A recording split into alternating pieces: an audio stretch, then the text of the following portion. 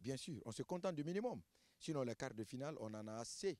On en a marre maintenant. 5 fois les quarts de finale. Si vous vous souvenez de 2004 en 2023, c'est toujours en cette phase que le Chili est toujours éliminé.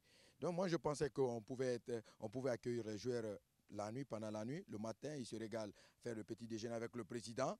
En tout cas, faire le bilan de ce qu'ils ont fait, le parcours qu'ils ont fait. Mais au finish, quand on voit en tout cas un communiqué lit quand même sur les ondes disant que les gens n'ont qu'à, que ce soit les supporters ou quoi, de partir accueillir le Chili à l'aéroport pour pouvoir au moins les honorer, je pense bien que c'est le minimum. On se contente du minimum. Et ça, ce n'est pas l'objectif. L'objectif aujourd'hui, on a participé 14 fois, on doit avoir un trophée au moins. Ou soit c'est la demi-finale. On ne pourra pas quand même se comparer à une équipe qui est partie à sa première participation, à sa deuxième ou à sa troisième. On est à notre 14e, donc on doit rêver grand. Quand on rêve grand, on doit faire des grandes choses. Mais si toutefois on dit, bon, le Chili s'est est éliminé en quart de finale, on fait des propagandes ou on fait de la récupération, je pense bien que l'édition précédente, encore ce serait les quarts de finale et ça serait encore les mêmes bêtises. Bien sûr, bien sûr. La Côte d'Ivoire aujourd'hui est devenue une panthère blessée, c'est faut le dire. Et durant, en tout cas, ces phases de poule, on a vu ce qu'il a apporté.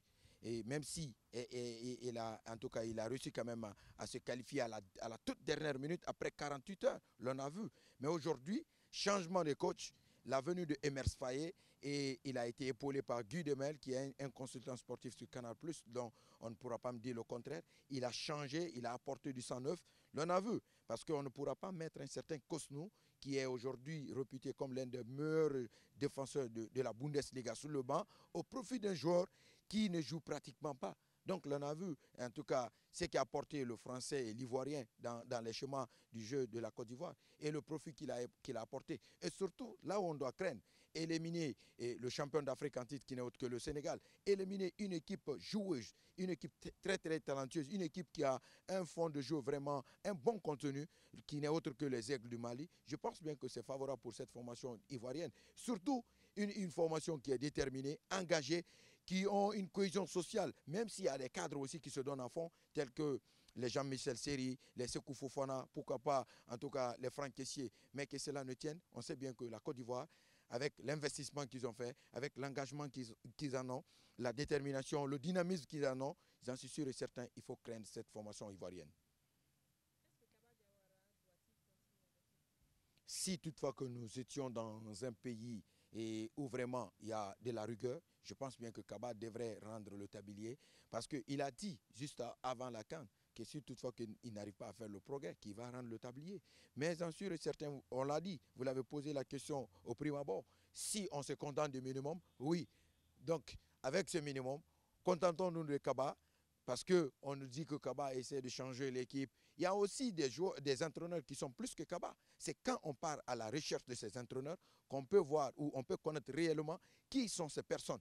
L'on a vu ce que Morlaï Sissé Panouchi a apporté avec le U23, qui aujourd'hui, comparativement à Kaba, il n'y a pas photo. L'on a vu Charles Paki, qui a été démis de ses fonctions, qui était adjoint de Kaba. Ceux-ci ont été vraiment, ont apporté en tout cas leur maximum à cette équipe nationale. Il y a aussi d'autres entraîneurs tels que les Pablo Cham. Si toutefois qu'on fait le couplage avec Kaba, ça peut apporter. Mais si on laisse Kaba faire ce qu'il peut, il peut apporter.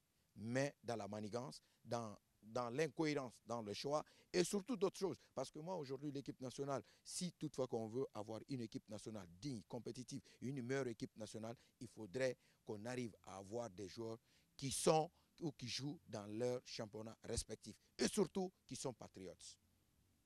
Merci.